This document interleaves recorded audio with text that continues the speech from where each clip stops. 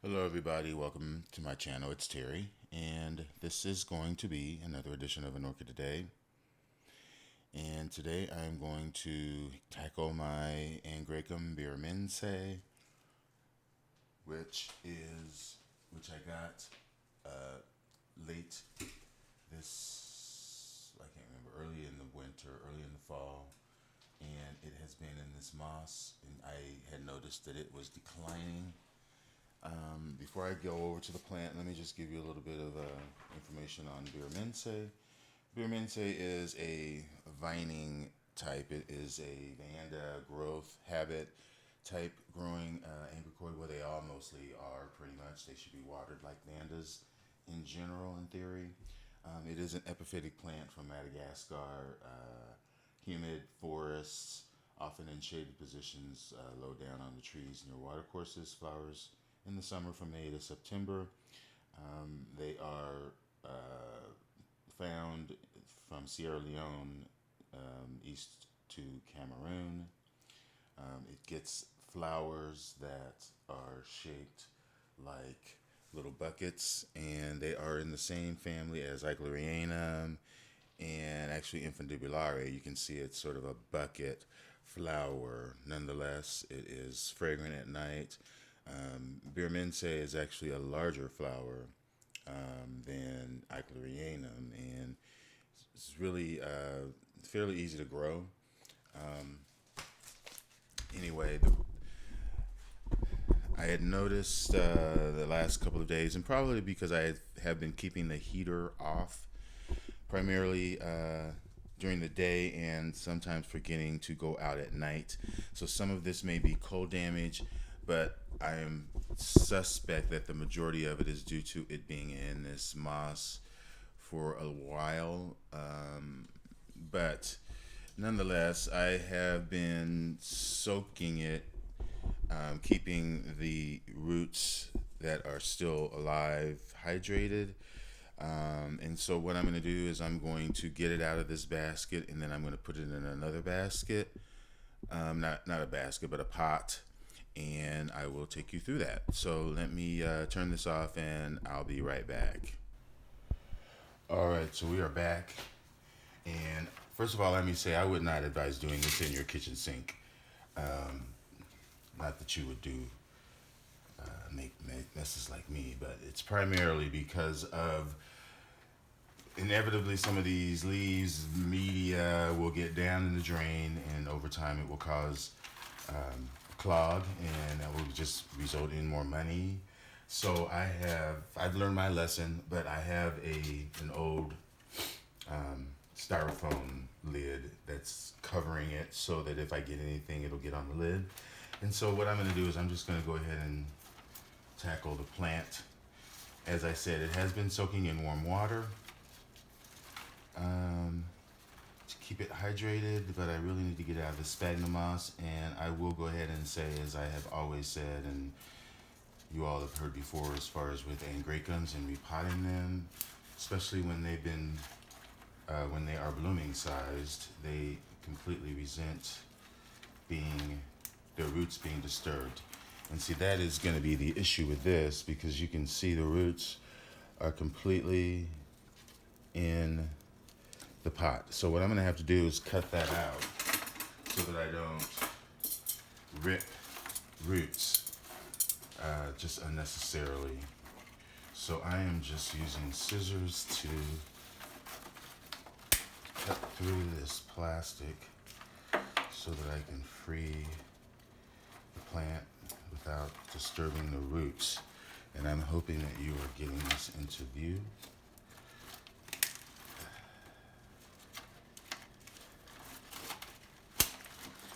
Hate tearing up this little pot because it's got the little hook already on it, already for another plant, but these things are so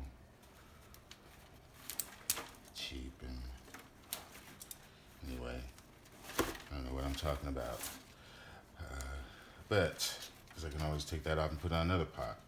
But anyway, I'm just rambling and trying to get the bottom loose, which would be the most important part because that's where the roots are going through the pot. At the bottom, the base. So I'm just trying to get that plastic as best as I can away, as delicate as I can. It may look like I am being a little rough and tumble like always, but trust me, I am really being careful so that I am hoping that what I will eventually get is just the pot in my hand and the plant falling out of it, roots and all. So that is what I hope for in a perfect situation. So let me cut some more of this. Okay.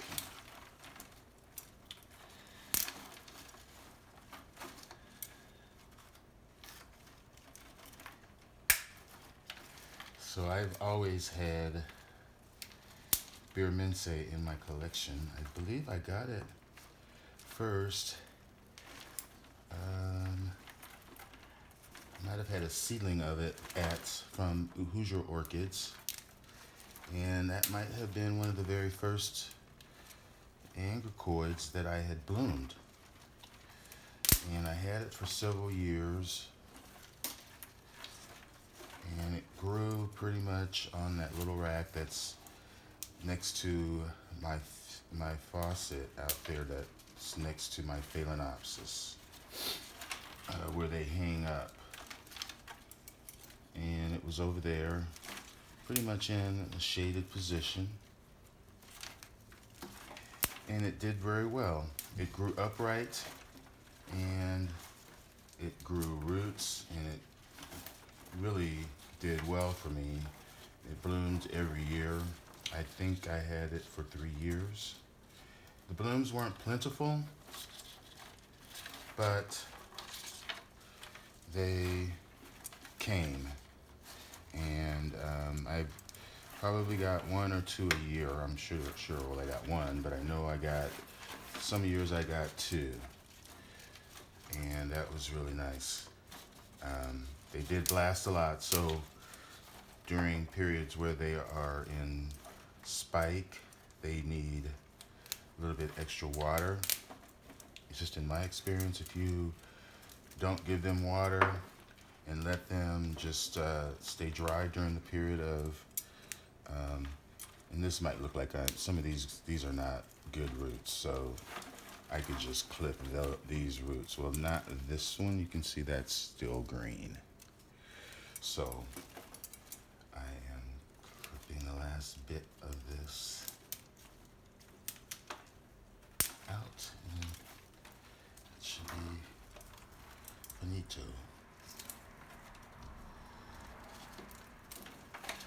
There. And I'm just going to get the rest of this moss. Yeah, it's like mushroomy. That's what they say.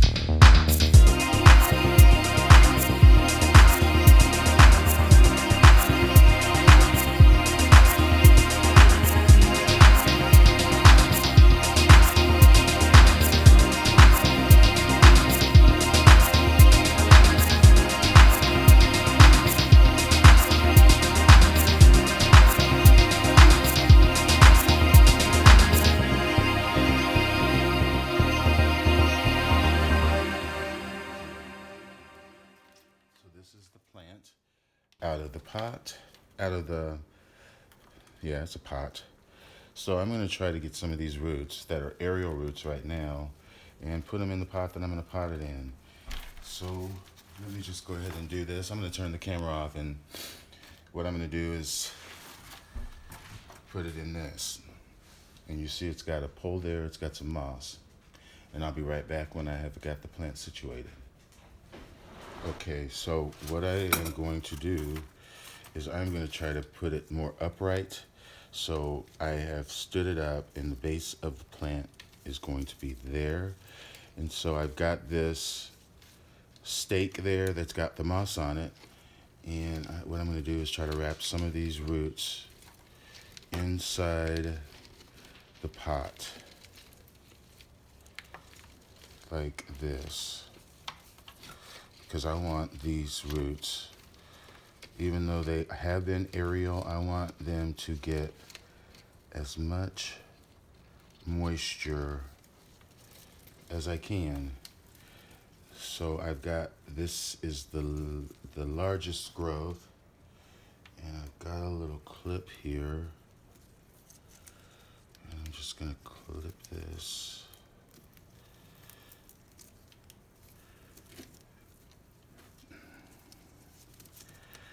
Clipping that like such. So that is held up. And then I'm just going to start filling it in. I want to put sphagnum in. There's already some rock, not rock, but bark in the base, the orchiata. So I'm just going to layer in some moss.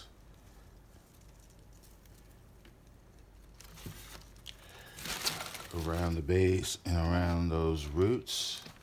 These are epiphytic, so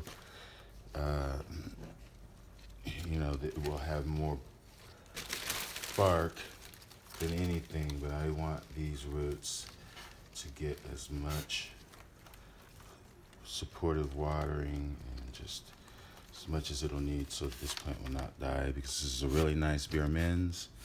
So that's what I'm going to do with that, and I'm going to top it off with some bark. This is orchiata. And I know it looks wonky, but as I've said, I'm not really trying to disturb it so much. I just want it to be in a new place. And then I'm going to water it really good.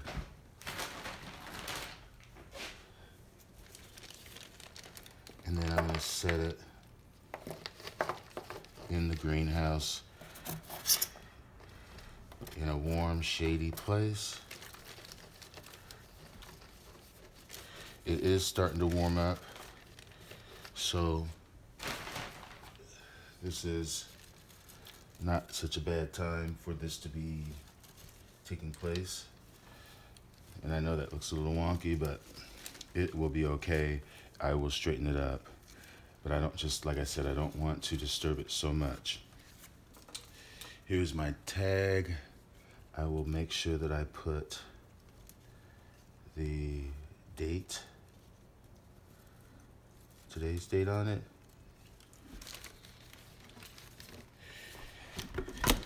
Ooh, almost lost it. But yeah, in lieu of watering it, this is the back of the plant. You can see I have it staked up that way. You can see this is just some moss, but the roots are still aerial, but I put the majority of them in the pot. So these are still good. You can see they're green. There are a couple of other little babies down here, little growths. So again, thanks for watching, folks. This is my Angraecum Birremense. I will keep you posted on how it does. Fingers crossed. And thank you all for watching again. Enjoy your orchids. Bye.